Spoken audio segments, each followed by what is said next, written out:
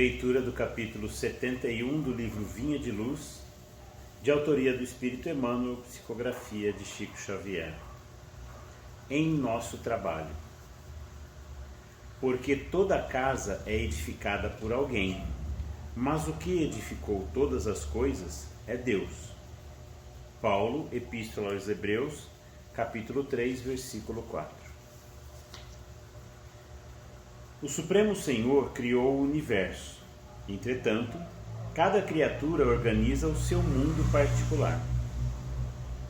O arquiteto divino é o possuidor de todas as edificações. Todavia, cada espírito constrói a habitação que lhe é própria. O doador dos infinitos bens espalha valores ilimitados na criação. Contudo, cada um de nós outros deverá criar valores que nos sejam inerentes à personalidade. A natureza maternal, rica de bênçãos, em toda parte constitui a representação do patrimônio imensurável do poder divino, e em todo lugar onde exista alguém, aí palpita a vontade igualmente criadora do homem, que é o herdeiro de Deus. O Pai levanta fundamentos e estabelece leis. Os filhos contribuem na construção das obras e operam interferências. É compreensível, portanto, que empenhemos todo o cuidado em nosso esforço individualista, nas edificações do mundo, convictos de que responderemos pela nossa atuação pessoal em todos os quadros da vida. Colaboremos no bem com o entusiasmo de quem reconhece a utilidade da própria ação nos círculos de serviço, mas sem paixões destruidoras que nos amarrem às ilhas de isolamento, isolacionismo. Apresentemos nosso trabalho ao Senhor diariamente e peçamos a Ele destrua as particularidades em desacordo com os seus propósitos soberanos e justos, rogando-lhe visão e entendimento. Seremos compelidos a formar o campo mental de nós mesmos, a erguer a casa de nossa elevação e a construir o santuário que nos seja próprio. No desdobramento desse serviço, porém, jamais nos esqueçamos de que todos os patrimônios da vida pertencem a Deus.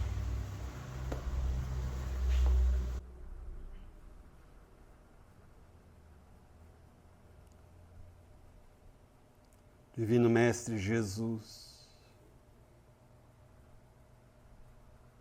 retornamos com alegria a este núcleo de atividades espíritas para o estudo da mensagem consoladora que nos enviaste. E a Ti rogamos, Senhor, que nos abençoes neste esforço para que melhor compreendamos os conteúdos da grande lei de Deus, de modo a mais facilmente conseguirmos modificar as nossas estruturas íntimas mediante o esforço de autoaprimoramento. Ensina-nos, Mestre, a colaborar na obra de Deus,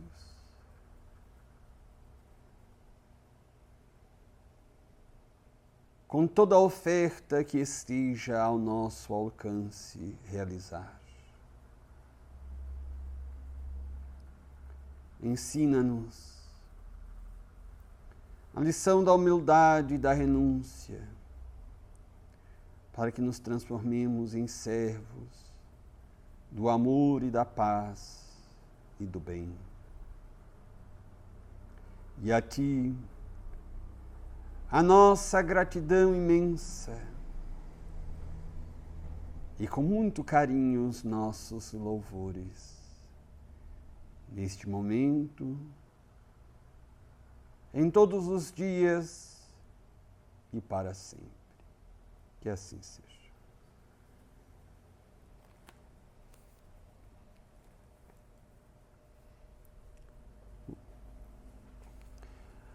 Na última aula, então, nós estávamos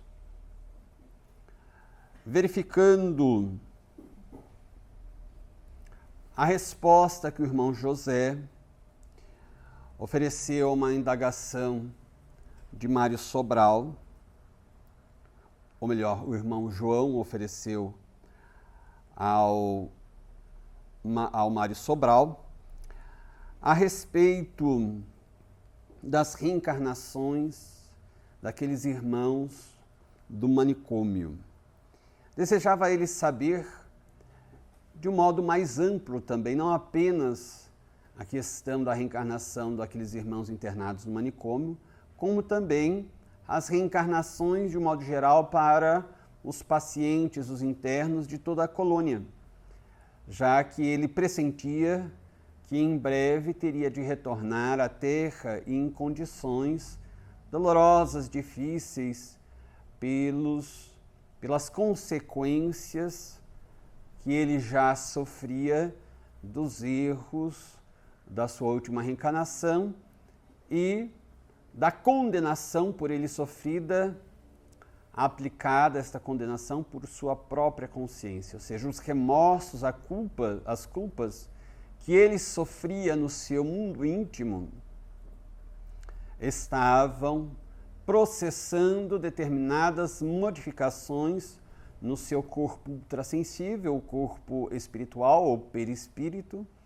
e seria este perispírito, como ocorre com todas as reencarnações de qualquer pessoa, seria este perispírito já modificado em razão daqueles remorsos que modelaria a nova forma física, o novo corpo físico que ele receberia para a sua nova reencarnação. Então, esta angústia que ele já vinha sofrendo motivou-o a fazer mais uma pergunta, pedir mais esclarecimentos do irmão João sobre o assunto. E nós vimos que o irmão João estava a explicar que não há nenhuma possibilidade de qualquer espírito, ou ainda de nenhum espírito, tentar progredir sem o concurso ou o recurso das reencarnações. Pelo menos até certo ponto de evolução, as reencarnações são fundamentais. É claro que espíritos muitíssimo avançados, ou ainda espíritos puros, já não necessitam mais das reencarnações. Espíritos puros.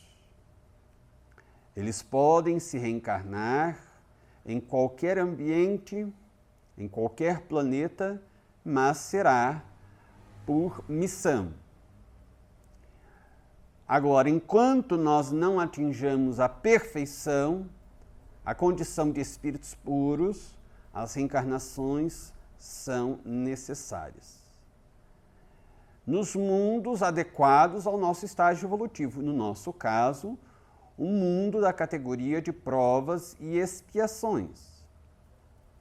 Espíritos mais avançados podem se reencarnar, por exemplo, no planeta Júpiter, um mundo da categoria de planetas felizes ou mundos felizes.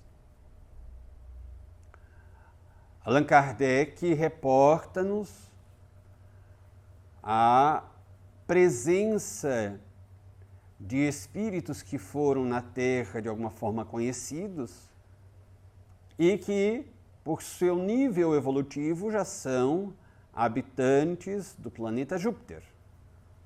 Ele insere, inclusive, comunicações de alguns desses espíritos na Revista Espírita.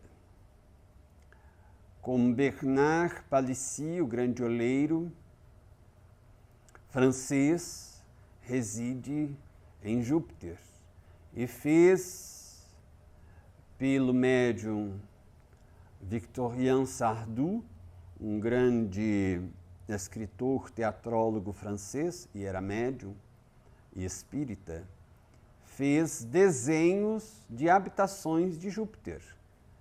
Desenhos, alguns deles inseridos por Allan Kardec na Revista Espírita.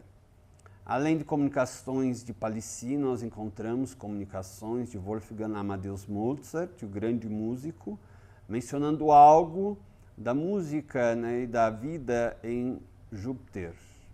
Temos inclusive o desenho da residência de Mozart em Júpiter, feito pelo espírito Palissy. Mas também temos a notícia dada pelo próprio Allan Kardec, segundo informes de Palissy, por exemplo, nas comunicações que ele deu, que um outro habitante de Júpiter é o próprio São Luís, que foi rei da França, canonizado pela Igreja Católica. Ele era Luís IX da França e tornou-se santo, daí São Luís de França. Ele, um dos espíritos mais presentes, atuantes na obra da codificação espírita. Então, ao lado de Santo Agostinho, São Luís foi um dos espíritos que mais enviaram comunicações presentes na codificação espírita. Ele seria também, segundo Palissy, um habitante de Júpiter. Então, continuamos nos reencarnando neste ou em outros mundos mais avançados, se conseguimos avançar também, quando conseguimos avançar moralmente, intelectualmente, mas continuaremos nos reencarnando, passando por estas experiências físicas, em corpos grosseiros como é este o nosso, corpo físico grosseiro, ou em corpos físicos muito mais sutis. Nós sabemos por comunicações do espírito Irmão X, Humberto de Campos, pela mediunidade de Francisco Cândido Xavier, que o planeta Marte é habitado também por uma humanidade mais avançada, bem mais avançada que a humanidade da Terra. E, no entanto, nossos equipamentos aqui da Terra já registraram imagens de Marte e parece-nos um grande deserto, porque as lentes que temos em nossos aparelhos, conquanto para nós sejam muito avançadas, ainda não estão tão avançadas a ponto de captar a presença humana em Marte que existe, mas com uma matéria mais rarefeita, uma matéria mais sutil, que ainda, em razão desta sutileza, não consegue impressionar as lentes, os equipamentos da Terra por enquanto. Então nós vamos nos reencarnando. Quando atingirmos o estado de pureza, condição de espíritos puros, daí já não necessitamos, podemos, mas não necessitamos mais das reencarnações. Então, nós não podemos já nos conduzir na experiência física da mesma forma que os nossos irmãos que ainda não têm este conhecimento. Uma vez que nós estamos plenamente conscientes de que somos espíritos mortais, de que o nosso corpo físico é apenas uma vestimenta temporária e que tem por finalidade nos oferecer condições de passarmos pelas experiências durante a reencarnação, experiências que devem nos servir como provas e expiações, e que uma vez que tenha se encerrado o nosso período de experiência nesta reencarnação, de experiências nesta reencarnação, nos desvestiremos do corpo físico, desta roupagem temporária, mantendo-nos íntegros, portanto inteiros. A nossa consciência manter-se-á íntegra, inteira, e ainda utilizando-se de uma vestimenta, de uma outra roupagem mais sutil, que é o corpo espiritual, o perispírito, que seguiremos vivendo e carregando conosco os frutos das nossas obras morais aqui da Terra. Não carregaremos nada do que seja material, mas as nossas obras morais e intelectuais seguirão conosco. E daí com as consequências, os desdobramentos destas obras. Se são boas, boas consequências. Se são negativas, ruins, más consequências. A cada um segundo as próprias obras, nos disse Jesus. Então vejamos que bastaria ao indivíduo na Terra, a qualquer alma na Terra, ter esta certeza da imortalidade, da sua própria imortalidade. Eu não morro. O que é destruído é um envoltório grosseiro físico, o corpo físico, mas eu não morro. Então bastaria termos a consciência, a certeza da nossa imortalidade. A permanência de um corpo espiritual que prossegue conosco, nosso perispírito. E a finalidade da reencarnação ou das reencarnações, no nosso mundo tem como finalidade as reencarnações oferecer as experiências de provas e expiações. Se nós nos mantivéssemos focados nestes três conhecimentos, nessas três certezas, a nossa vida não seria verdadeiramente a mesma. O nosso dia a dia não seria o mesmo. O nosso olhar sobre o mundo seria diferente. E o nosso caminhar pela Terra seria muito diferente. Notemos que, mesmo tendo estes conhecimentos, nós não mudamos grande coisa no nosso modo de viver, de encarar a vida. Deveríamos nos perguntar qual a razão disso. Adquirimos este conhecimento espírita, mas não acreditamos muito nele? Acreditamos, mas para nós tanto faz se vamos sofrer as consequências desastrosas de nossas más opções aqui na Terra? Temos esse profundo desamor em relação a nós mesmos? Essa negligência com o nosso futuro? Esse desprezo por nós mesmos? Seria isto? Um problema psicológico profundo de falta de auto-amor?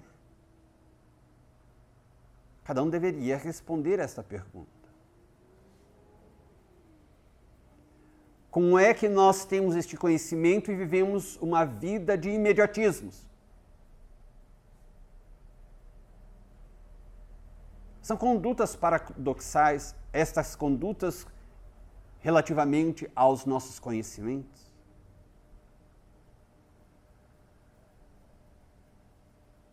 Bastar-nos-ia ler, refletir, compreender e introjetar Código Penal da Vida Futura, este texto de Allan Kardec da obra quarta da doutrina espírita, da codificação espírita, O Céu e o Inferno. Código Penal da Vida Futura. Cada mínima ação negativa terá uma consequência para além da campa, ou seja, da sepultura, para além da nossa morte física, na vida espiritual, portanto.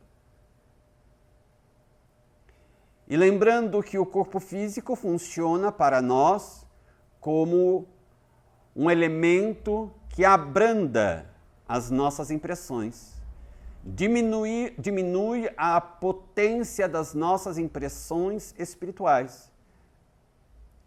Enquanto estamos vinculados a um corpo físico, as nossas impressões espirituais são abrandadas, diminuídas. Uma vez desvestidos do corpo físico, a potência das nossas impressões volta à sua condição original. Portanto, aquilo que nos seria desagradável na vida física, uma emoção, um sentimento, uma culpa, no mundo espiritual tem uma intensidade muito maior, porque não tem aquele abrandador, aquele elemento que diminui a potência das nossas impressões, que é o corpo físico.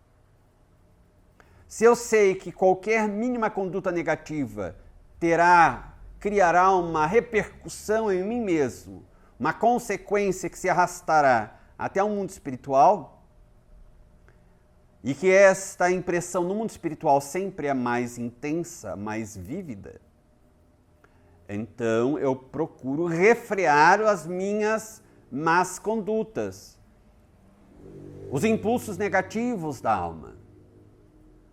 Porque estou consciente, eu não desejo nada de ruim para mim mesmo. E se eu sei que qualquer mínima ação positiva no bem gera uma repercussão positiva que segue comigo para além da vida física, portanto, para a vida espiritual, eu procuro me empenhar mais na execução de qualquer obra do bem, por menor que ela seja. As mínimas condutas positivas que muitas vezes as pessoas negligenciam, desprezam no seu cotidiano, o indivíduo consciente procurará realizá-las, sabendo que elas têm o seu mérito e que elas contarão em nosso favor nesta e na outra vida, na vida espiritual.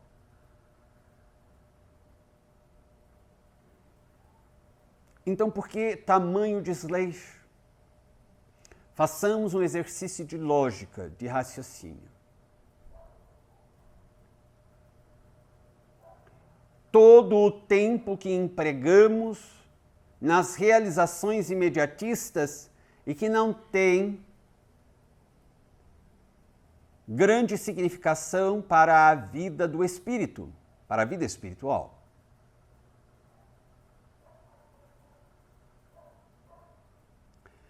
E notemos quanto tempo dedicamos para as construções que não são efêmeras, que não são passageiras, que não são destruídas. As construções, as edificações, as realizações próprias do espírito. Notemos a psicologia profunda de Jesus. Deveríamos estar mais empenhados na conquista dos bens imorredouros, eternos, não dos efêmeros.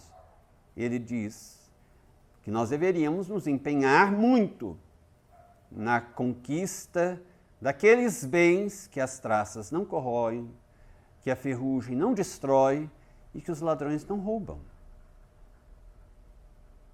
Quais são esses bens? Os que não são materiais.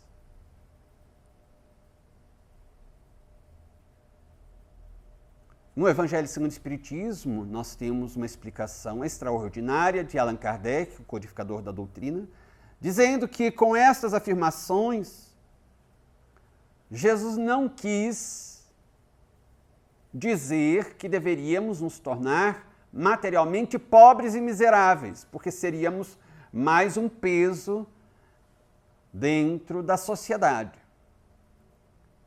Jesus quer dizer que os bens materiais, eles existem.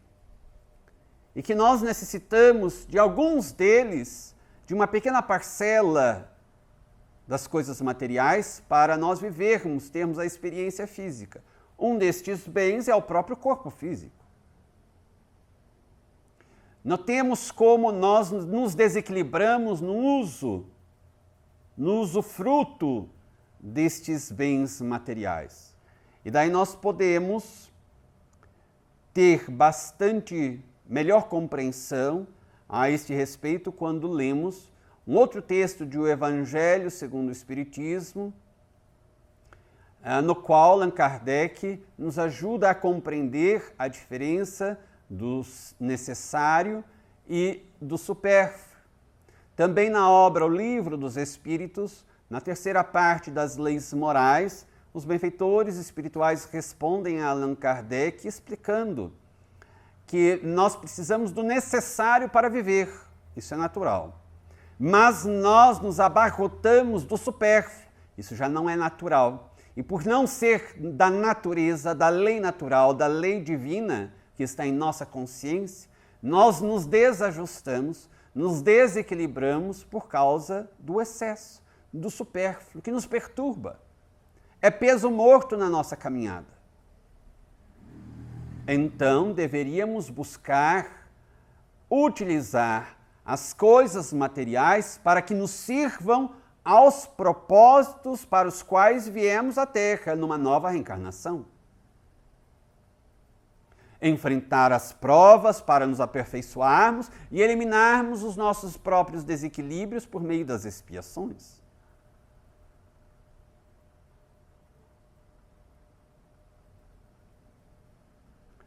Então, a doutrina espírita nos dá uma perfeita compreensão do sentido da vida. E é curioso notarmos que a esmagadora maioria da população humana não sabe qual é o sentido da vida. As pessoas apresentam 1000 explicações, apresentam 1000 objetivos. Notemos qual seria realmente o verdadeiro sentido da vida para estas pessoas. Quase sempre objetivos efêmeros. E que as pessoas conquistam muitas vezes e continuam vazias, insatisfeitas, perturbadas.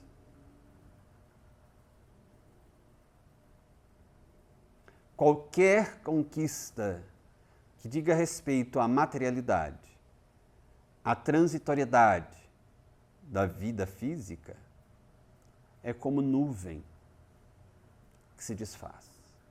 É como fogo fato, fogos de artifícios. Um grande brilho, e depois uma mera fumaça, e depois logo em seguida nada mais. Encanta por um instante, depois vira fumaça e vira um vazio. Então aqui, o irmão João nos explica claramente, não temos como fugir das reencarnações, mas precisamos compreender o objetivo das reencarnações, senão ficaremos neste ciclo ou círculo que os hinduístas chamam de samsara, a roda das reencarnações. Para sairmos desta roda das reencarnações é necessário alcançarmos o objetivo da alma, a sua pureza, a sua perfeição. Se não permanecemos indefinidamente presos a estes círculos reencarnatórios.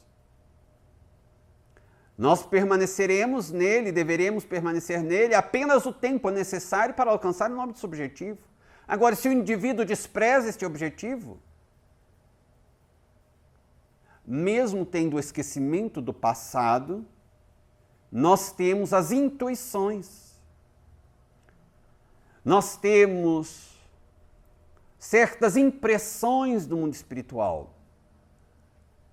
Nós temos as orientações do nosso guia espiritual, que se utiliza do período em que o nosso corpo físico está em repouso, e nós então retomamos a nossa vivência espiritual e dialogamos com os espíritos, os desencarnados. Estudemos o capítulo da emancipação da alma em O Livro dos Espíritos. Allan Kardec fala dos diversos níveis, do mais superficial ao mais profundo, dos estados de emancipação da alma, começando com o estado de sono, sonhos, até o nível mais profundo de desligamento parcial da alma em relação ao seu corpo físico, que é o estado de êxtase, passando pelo sonambulismo, pela letargia, passando pela dupla vista, ou visão à distância, passando, portanto, chegando ao estado também de êxtase. Então, nós temos essa oportunidade, não estamos à deriva, não estamos desamparados. Cada um de nós, segundo ensinam nos benfeitores espirituais na codificação espírita, cada um de nós tem um guia espiritual, que é sempre um espírito evoluído. E a conclusão é óbvia. Jesus já nos disse: um cego conduzindo outro cego, ambos cairão num abismo. Então, para nos guiar, tem de ser um bom guia que seja lúcido, bastante vidente, que enxergue o caminho, saiba o caminho, que saiba nos conduzir. Então, deve ser um espírito evoluído. E assim, então, nós teremos condições plenas, ainda que permaneça este esquecimento do nosso passado, das outras reencarnações, nós teremos condições plenas de conseguirmos nos guiar nesta reencarnação, cumprindo com os objetivos desta reencarnação. Ademais, por obra da misericórdia de Deus, Jesus enviou-nos no século XIX, em meados do século XIX, o Consolador que ele havia prometido, conforme registrado no Evangelho de São João, capítulo 14. O Consolador, o Paracleto, o Espírito de verdade que viria a resgatar tudo quanto Cristo havia nos ensinado e ensinar-nos ainda muito mais, desdobrando as lições do Evangelho, aprofundando-as, aproveitando já do amadurecimento psicológico, espiritual e intelectual das criaturas humanas da Terra. Então, o Espiritismo é este Consolador e que nos explica com muita clareza e simplicidade, conhecimento acessível a qualquer pessoa, ainda que iletrada, pois que nós temos, além dos livros escritos, as palestras, os cursos. Temos 1000 recursos diferentes no Brasil que oferecem o conhecimento espírita, até mesmo para as pessoas que não sabem ler. E é tão simples o ensinamento espírita, tão lógico, que qualquer pessoa que não esteja prevenida com preconceitos consegue entender. Que não esteja bloqueada pelo próprio orgulho, consegue compreender.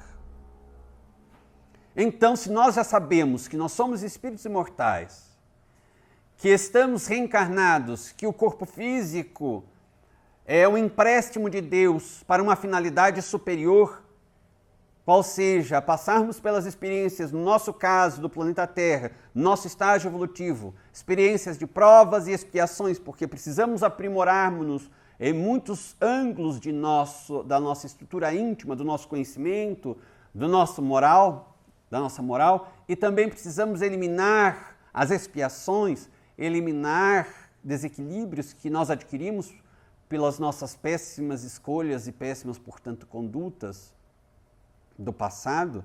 Se nós compreendemos isso, então, a partir de hoje, a nossa vida será para cumprir esse objetivo. Temos agora um sentido profundo na vida, na existência física. Amanhã acordaremos e nós, então, realizaremos um programa para aquele dia baseado com fundamento nestes objetivos. Enfrentaremos as dificuldades com outro olhar, uma outra disposição, sem os aborrecimentos normais que as pessoas têm.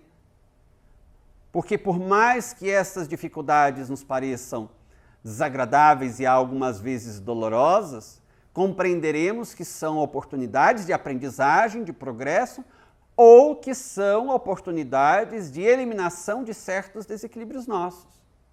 Expiações. São provas ou são expiações. Em ambos os casos, nós estamos tendo uma oportunidade de progresso moral e espiritual. Uma oportunidade que Deus nos concedeu para, ao atingirmos o termo final da nossa viagem pela vida física, retornarmos à nossa verdadeira pátria, que é o mundo espiritual, em melhores condições, em condições de habitar uma estância espiritual muito mais avançada. E quem sabe já com um passaporte carimbado, no passaporte nosso carimbado visto, de permissão de habitação de um mundo superior.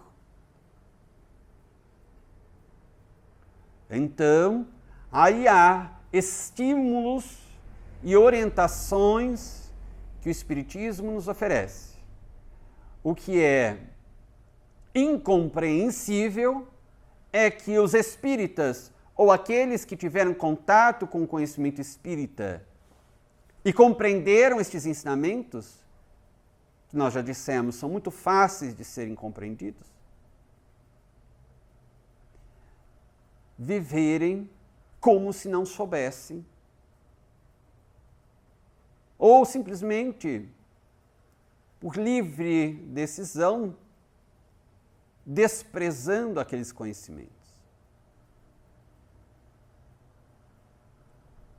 O que significa que tais indivíduos não se amam.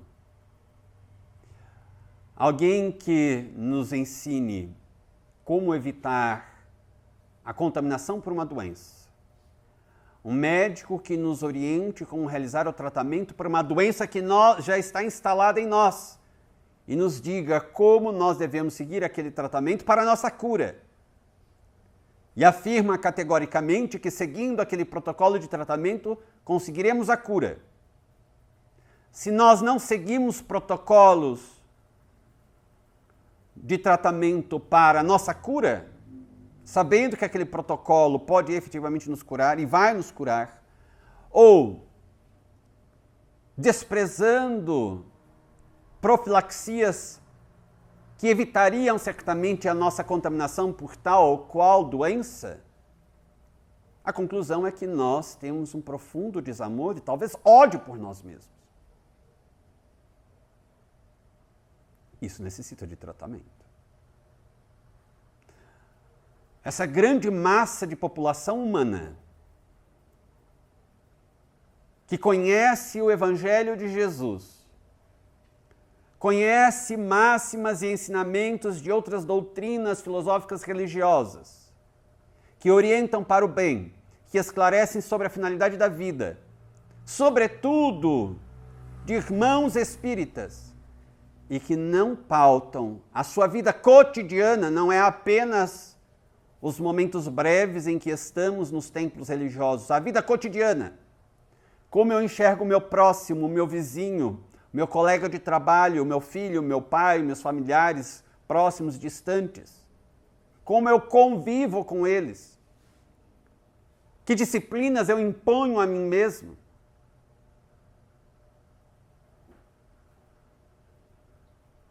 Certa vez, uma senhora espírita que havia desencarnado e era muito amiga de Chico Xavier, lhe aparecendo, depois de desencarnada, a visão mediúnica de Chico, conversou com ele, e em determinado ponto da conversa, ela lhe disse: Chico, você deve ficar muito feliz e muito agradecido a Deus e a Jesus por ter um guia espiritual como Emmanuel.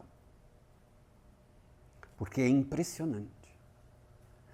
As disciplinas e sacrifícios que este Espírito a si mesmo se impõe para fielmente cumprir com as ordens do Cristo. Para fielmente servir a nosso Senhor Jesus Cristo. Ele se impõe tais disciplinas e tais sacrifícios que é comovente.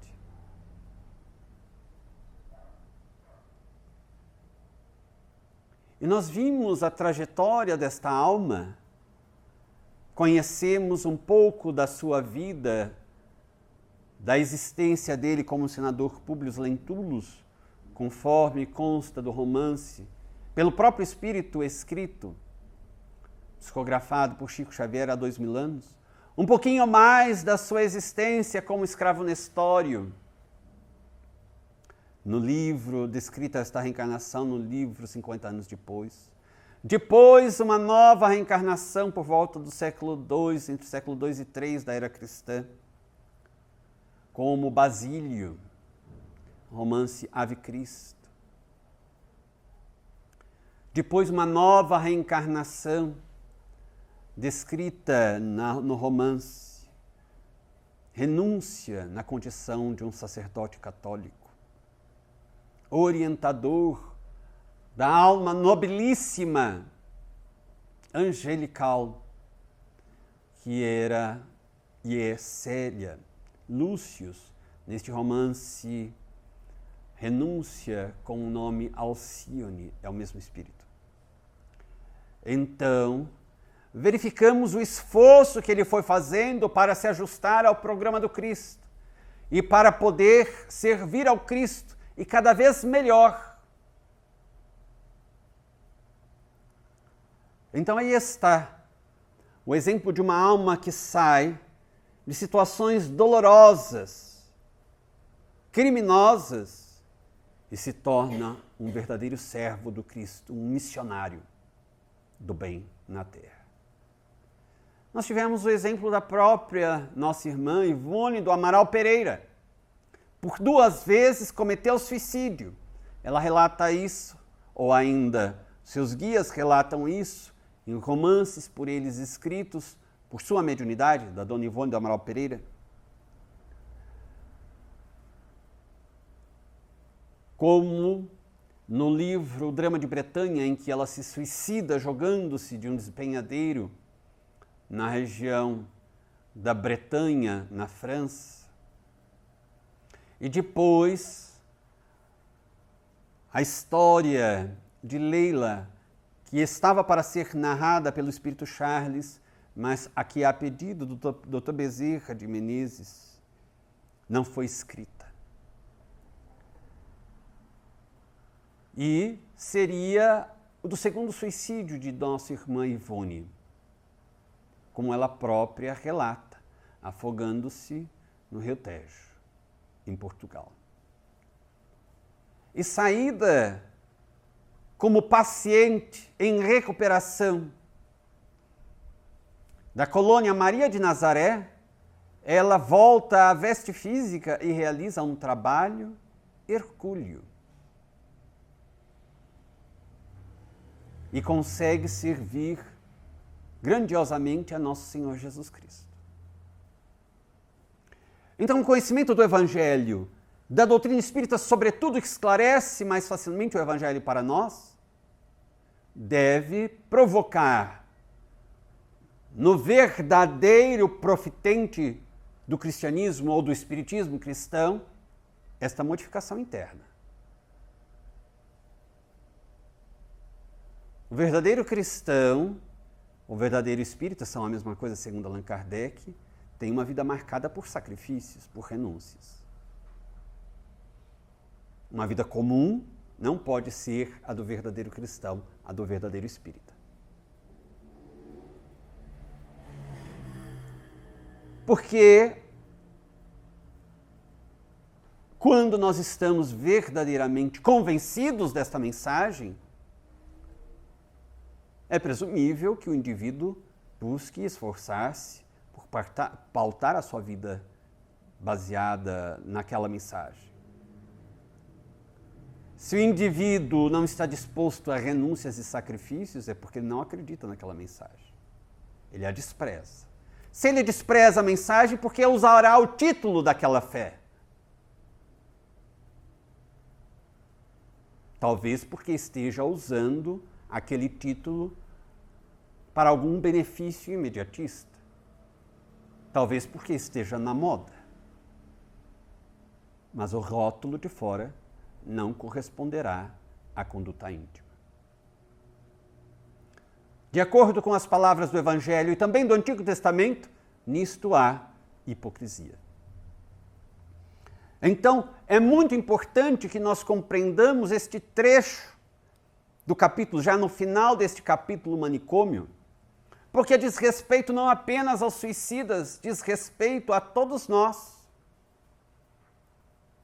Ou nós temos esta convicção e procuramos pautar a nossa vida segundo esta convicção, ou como nós vamos nos dizer espíritas?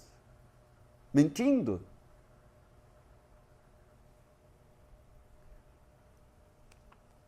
Nós vimos então que o irmão João disse que a misericórdia de Deus é tão grande que ela é manifestada no coração augusto de nosso Senhor Jesus Cristo, intercede junto dos piores casos, dos mais recalcitrantes espíritos que já fracassaram várias vezes em reencarnações sucessivas. Então, diz aqui que para tais casos existirá a intercessão do próprio Mestre Redentor, que ao Criador Supremo suplicará novos ciclos de experimentações a fim de poder o rebelde reabilitar-se. E daí,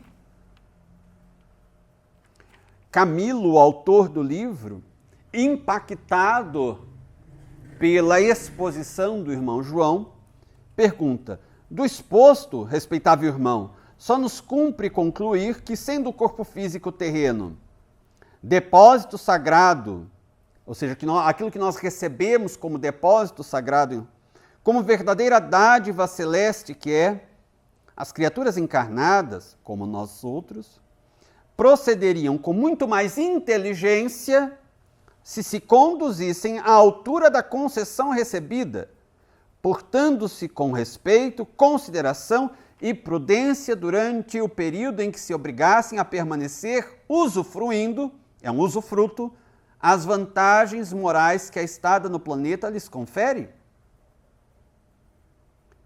Isso porque evitaria a repetição de existências expiatórias dolorosas e inevitáveis, resultantes que são do uso do desrespeito às leis veneráveis a que é submetida a vida universal? Notemos que ele diz: o indivíduo agiria com inteligência. Logo, os que não vivem assim, eles agem com falta de inteligência.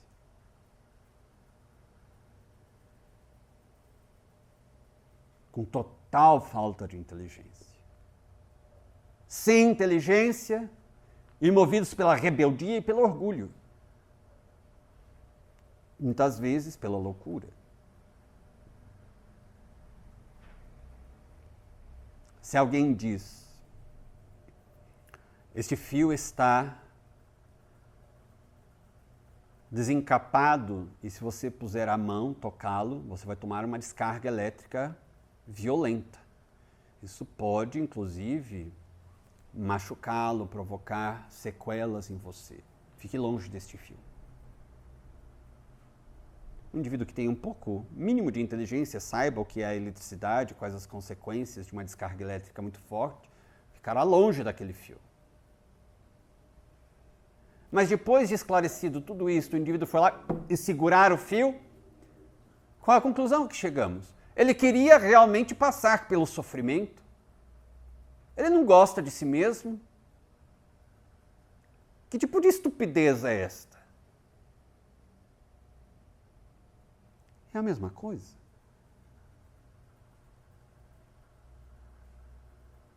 Ah, mas não existe esta coisa de imortalidade da alma. Assim? Não existe. Bom, a partir de uma afirmação desta, cumpre a parte que afirmou apresentar provas. Que provas científicas apresentará? Não vai apresentar nenhuma, porque não existem provas científicas de que a vida resume-se apenas à materialidade. E se o indivíduo tivesse o mínimo de interesse, ele pesquisaria. Temos a internet, hoje a inteligência artificial, nos dando as respostas, não inventadas, as respostas de pesquisas que foram feitas seriamente por cientistas. E podemos afirmar com tranquilidade que o rol de cientistas eminentes, professores acadêmicos, é grande. De várias partes da Europa, dos Estados Unidos da América, do Brasil, da Ásia, de todo o mundo. de instituições acadêmicas respeitáveis, com provas científicas. Então, este discurso de que não existe, que isto é crença popular no século XXI, não se sustenta mais. Quem apresenta esse tipo de argumento demonstra a profunda ignorância, a falta de conhecimento e um tal orgulho que quer se pôr acima da ciência, acima das evidências, acima das provas que são apresentadas pela própria ciência. Então, com tudo isto, só nega a realidade imortal quem desama a si mesmo, quem detesta a si mesmo, quem quer saltar no abismo. Então, se nós consideramos que temos um pouco de inteligência e que usamos esta inteligência, então precisamos nos adequar, chegar a esta conclusão a que chegou Camilo Castelo Branco depois de desencarnado, quando começou a ter contato mais direto com estas verdades, com estes conhecimentos. Notemos que quando ele começa a ter contato com estas verdades, ele raciocina rápido e se dá conta rapidíssimo de que ele estava em grande equívoco. Mais uma vez, vamos dizer, é inexplicável que os nossos irmãos espíritas simplesmente desprezem tanto o conhecimento espírita. É perfeitamente compreensível e natural que todos nós, já conscientes da realidade nossa imortal, já compreendendo os ensinamentos espíritas, sintamos dificuldades em aplicá-los em nossa vida, porque nenhuma mudança se dá de uma forma repentina. É um processo de transformação, é um processo de modificação íntima. É o progresso que nunca se dá repentinamente como um evento, um fato. É um processo de evolução. Então, isso é perfeitamente compreensível. Mas nós identificaremos o indivíduo no esforço. Isto configura o verdadeiro espírito, o verdadeiro cristão, conforme está em o Evangelho segundo o Espiritismo, os bons espíritas. O esforço diário para não se permitir ser arrastado pelas suas próprias más tendências, as suas imperfeições morais. O indivíduo as tem, mas agora que já conhece a realidade, que conhece a doutrina espírita, que compreende o Evangelho de Jesus, conhecendo as suas imperfeições morais, ele vai dar bom combate a elas. Ele não vai simplesmente ficar de braços cruzados e deixar a vida o levar. De forma nenhuma. Isso para pessoas que não têm lucidez espiritual, moral, ética. Pessoas descompromissadas com a verdade, com o bem, com a ética. Então ninguém vai se deixar levar por nada. Vai empreender esforços para seguir a lei divina. Vamos tropeçar milhares de vezes, mas tropeçaremos e nos levantaremos. Ou ainda que tropecemos e tenhamos um pouquinho de dificuldade de nos levantar, pelo menos não deixaremos que a correnteza nos leve. Sair rolando escada abaixo, como ensinou o Espírito Sheila de Valdo Pereira Franco. Meu irmão, se tu caíres, lembra-te que estás subindo a escada evolutiva.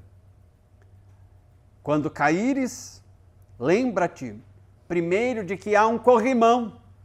Imagine este corrimão como uma corda. Segura firme neste corrimão para não desceres escada abaixo. Respira fundo. Aguarda um instante. Refaz tuas energias. Depois, levanta-te e continua a subir. É natural que tu tropeces e caias. Só não te permitas descer escada abaixo.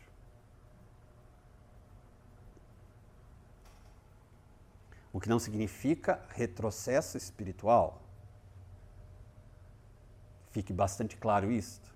Significa que nós temos imperfeições e podemos facilmente deixar que elas tenham vazão. Não descer escada abaixo é permitir que as imperfeições tenham vazão em nosso comportamento. É refrear os nossos impulsos. Então, sigamos esta orientação de nossa irmã Sheila. E daí a resposta do benfeitor espiritual. Assim é, meu amigo, confirmando a tese de Camilo Castelo Branco. Assim é, meu amigo, muitas dores seriam assim evitadas. E se o corpo físico terreno é depósito sagrado que ao homem cumpre respeitar e proteger, salvaguardando o quanto possível de impurezas e danos, o físico astral, que é o que trazeis no momento, não o será menos. Enquanto que nossa alma, inteligência, consciência, razão, sentimento, o ser, enfim, é a própria essência do Criador, partícula sua, centelha extraída do seu supremo ser. Então aqui o irmão João nos deixa claro, enquanto estamos reencarnados, precisamos também cuidar do corpo físico. Dar, se possível, uma boa alimentação para ele, sem exageros, moderada, com algo que realmente o sustente. Sustente as forças para que ele não adoeça, a fim de que nós possamos cumprir a nossa experiência, o nosso programa de experiências na Terra. Nós necessitamos do corpo físico. Agora, não precisamos exagerar estes cuidados. Nós temos um carro. É natural que nós tenhamos certos cuidados com o carro periodicamente para que ele possa funcionar adequadamente. Mas tomemos cuidado para não exagerar esses cuidados e o carro ficar mais importante que um membro de nossa família.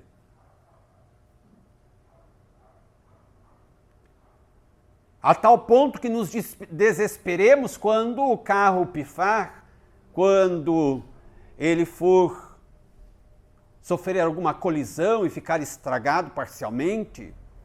Há quem sofra profundamente em razão dessas situações. Isso já é um exagero. Isso já é um desequilíbrio. Há quem queira enfeitar excessivamente o veículo. Já é um desequilíbrio. Há quem fique doente em razão de dívidas contraídas desnecessariamente, porque desejou ter um veículo, mas não apenas um veículo, um objeto de exibicionismo. Porque aquele veículo que tem tantos cavalos a mais de potência vai lhe dar uma sensação de poder, talvez de poder físico, talvez de atração sensual para pessoas outras, talvez de poder financeiro, quando desfila nas ruas com um carro de altíssimo valor, com tantos cavalos a mais.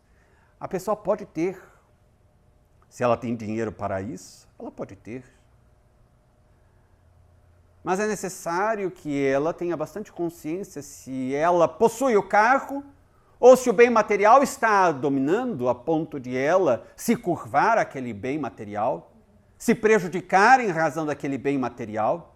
Um indivíduo que não tem condições financeiras tão altas não deverá prejudicar as suas finanças, gerar inconvenientes para si e para os seus familiares, prejuízos talvez de convivência, para ter um objeto desses. Isso é desequilíbrio.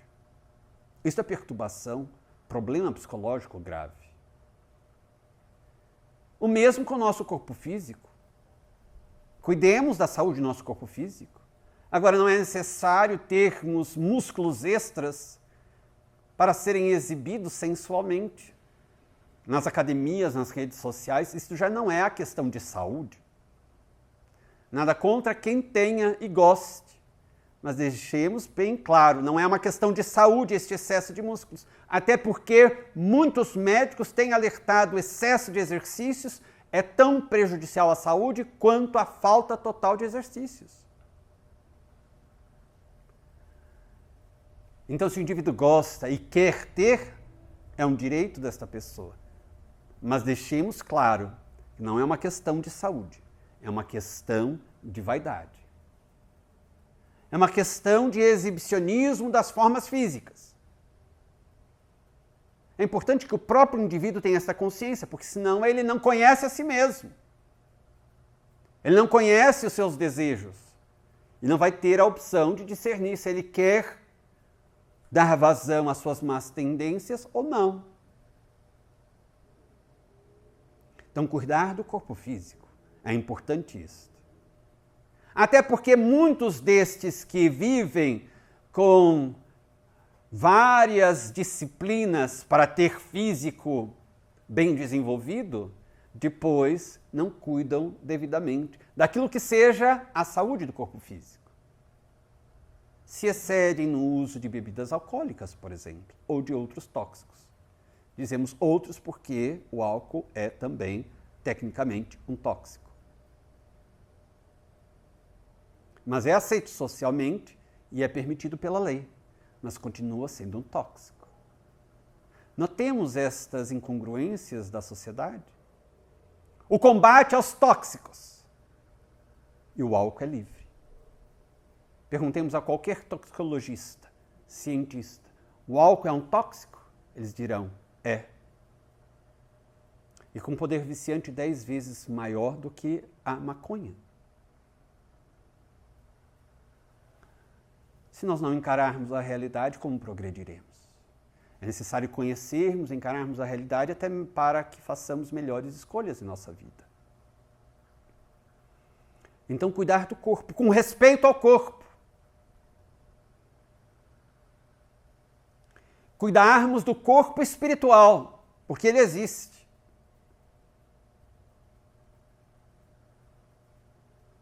Não é uma invenção, mera imaginação, ele é real. É este corpo espiritual que, revestido de matéria densa, qual seja o fluido vital, na forma ectoplasmática, que se torna visível, palpável, tangível, é uma das propriedades do perispírito, conforme estudamos na doutrina espírita, a sua tangibilidade, quando dos fenômenos de efeitos físicos de materialização de espíritos. Mencionamos o espírito Sheila, que se fazia visível à evidência de Divaldo Pereira Franco, médium espírita da Bahia. Este mesmo espírito se manifestava frequentemente nas reuniões de materializações luminosas com o médium Francisco Peixoto Lins, o Peixotinho. Há imagens de espíritos materializados que estão na internet, inclusive de espíritos materializados ao lado do médium Peixotinho, que estava em transe sonambúlico, liberando pelas narinas, pela boca, pelos ouvidos, o ectoplasma, o fluido vital condensado. Estes espíritos revestem o seu corpo espiritual ou perispírito do ectoplasma, extraído do médium principal e dos presentes, quando oferecem também, ainda que em quantidade muito menor, o fluido vital, seu ectoplasma, e utilizam aquela massa ectoplasmática para revestir o seu corpo espiritual, dando-lhe a propriedade de tangibilidade, torna-o tangível. Daí qualquer pessoa pode apertar a mão, como o Sir William Crookes, o cientista inglês britânico, fazia as medições, a contagem das pulsações no espírito Kate King, que se materializava pela mediunidade de efeitos físicos, da médium jovenzinha Florence Cook, na Inglaterra. Via-lhe, auscultava-lhe o coração. Fez, ele que era químico, fez experimentos com reações químicas, uma certa solução, um tubo em que era utilizado e a pedido do nobre cientista, o espírito materializado soprava, porque, segundo Sir William Crookes, uma pessoa qualquer, viva, encarnada, melhor dizendo, ao fazer o movimento do sopro, eliminaria o ar com o gás carbônico dos pulmões. E aquele gás carbônico reagiria com aquela solução química, provocando uma alteração da coloração daquela solução no determinado tubo. E ao pedir para que o espírito materializado realizasse aquele sopro, a reação química ocorreu, significando materialmente que aquele ser materializado expelia ao soprar gás carbônico, da mesma forma que ocorria com as pessoas vivas encarnadas.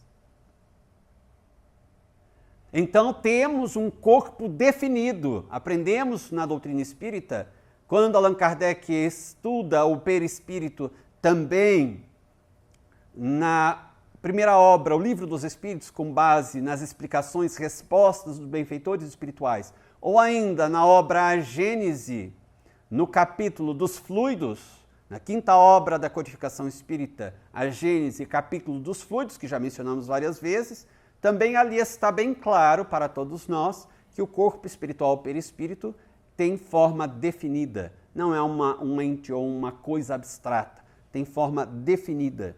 Tem a sua fisiologia, é um corpo de matéria, no entanto, de matéria mais rarefeita, mais sutil. E sendo assim, devemos também cuidar deste corpo espiritual, o perispírito, mesmo quando estamos encarnados, porque nós não estamos desvestidos dele. O perispírito sempre está conectado com a alma ou com o espírito. Alma e espírito, a mesma coisa. Sempre estará vinculado ao espírito ou à alma. Sempre será este binômio, alma ou espírito e perispírito. O perispírito é o que dá a condição, é o corpo, o instrumento de manifestação do espírito.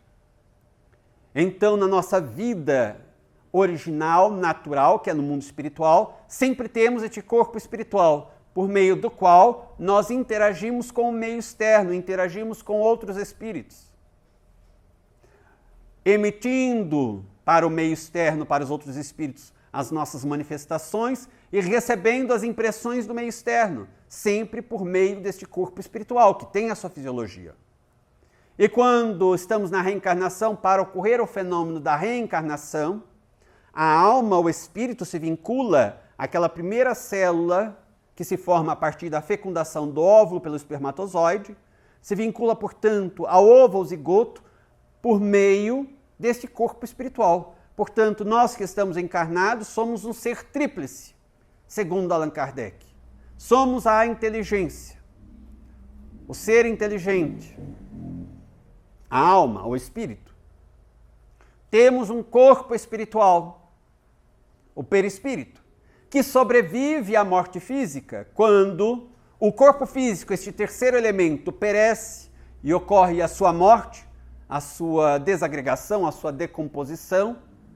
A alma desvincula-se do corpo físico, carregando consigo o corpo espiritual. E porque esses três elementos estão interconectados, o perispírito é o elemento de conexão entre a alma e o corpo físico. Então, o que se passa na dimensão da alma, o que se passa em nós, repercute sobre o corpo espiritual, o perispírito, e produz reflexos no nosso corpo físico. Daí temos a somatização.